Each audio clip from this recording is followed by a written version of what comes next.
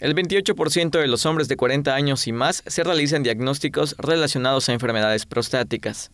Son 3 las principales, siendo el cáncer el más frecuente, que puede acabar con la vida de quien lo padece.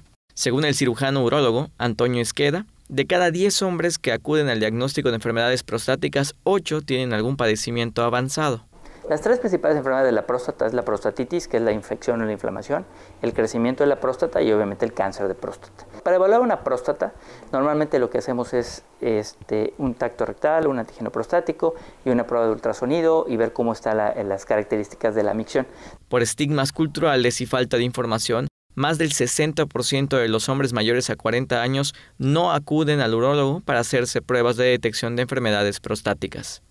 El riesgo de estos estigmas radica en que hay padecimientos que no generan sintomatología o signos notorios, salvo cuando la enfermedad ya está en etapa avanzada.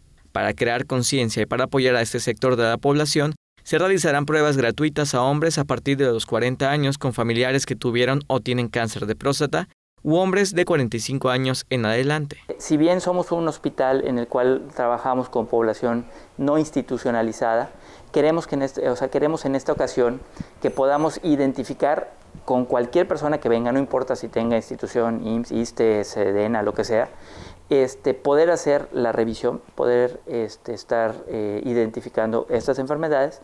Obviamente en su momento, si son pacientes que ya cumplen los criterios de quedarse con nosotros, se quedarán, y los que no, ya diagnosticados, los vamos a ir canalizando a cada una de sus instituciones. Los consultantes pueden acudir al hospital de 8 a 2 de la tarde hasta el 30 de noviembre. Con imágenes de Fren Rodríguez, César Gómez, Teleyucatán te informa.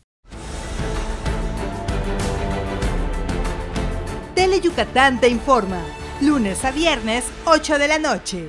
Síguenos.